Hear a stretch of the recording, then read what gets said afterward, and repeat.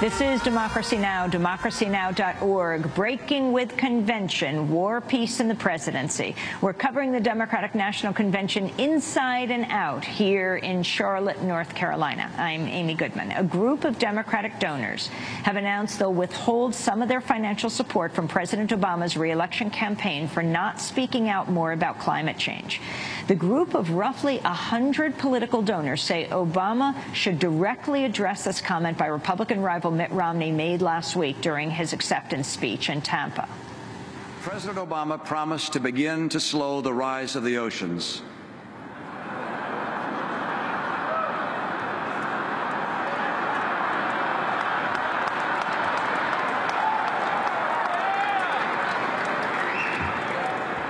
And to heal the planet. My promise is to help you and your family.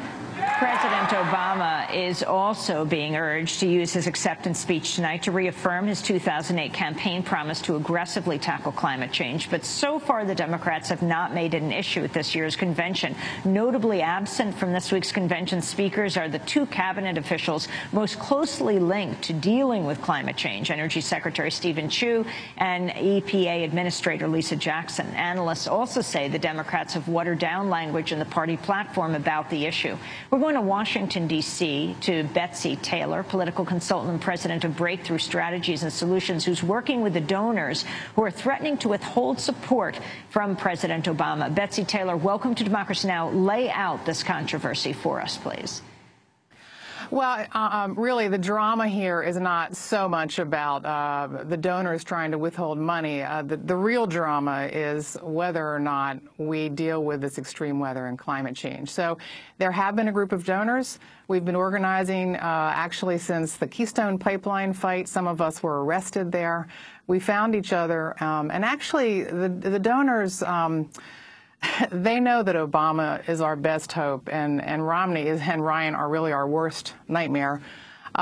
We have been working. We've sent a letter. We've had meetings. We've stood up in fundraising events. We've lobbied. And our effort is, you know, the donors within this network, some of them are opting to withhold some money.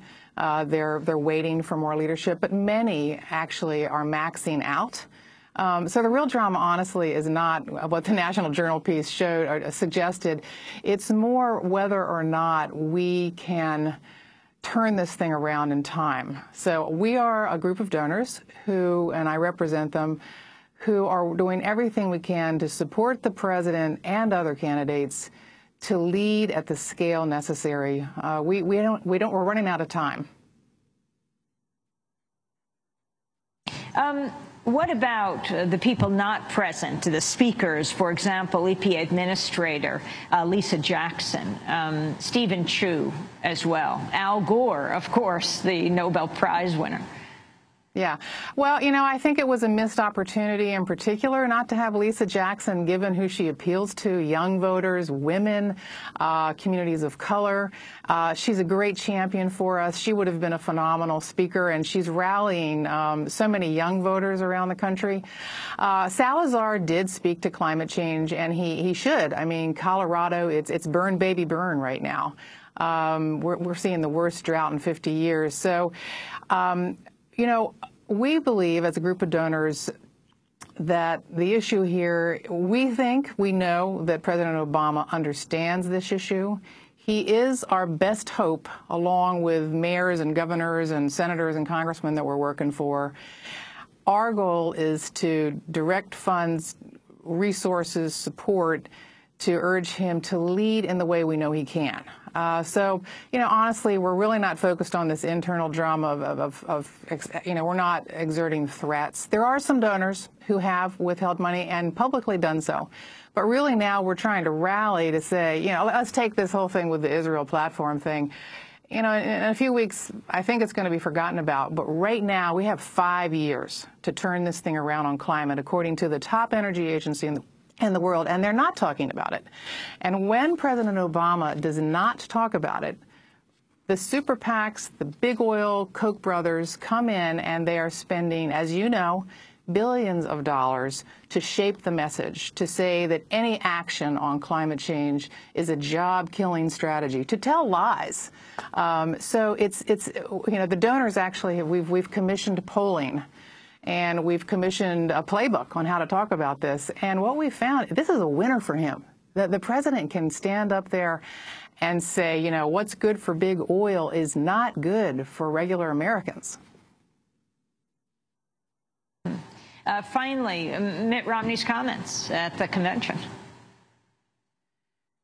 The president needs to take a pause in his speech and just say it is unacceptable for Mitt Romney and Paul Ryan to mock our efforts to address climate change when we, just at the same time, we're having the most extreme hurricane hitting the coast. There are parishes right now still under 3 feet of water that aren't going to have power for 4 to 6 weeks, and the Republicans are standing up. It's like red meat. People are laughing. They don't care.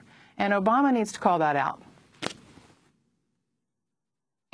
Do you think his ties to various companies and just the amount of money both the Republicans and Democrats are trying to raise right now is stopping him from really speaking honestly about climate change? It's a good question. Why isn't he talking about it? I think the biggest reason, and this is something that's plagued this administration, is fear.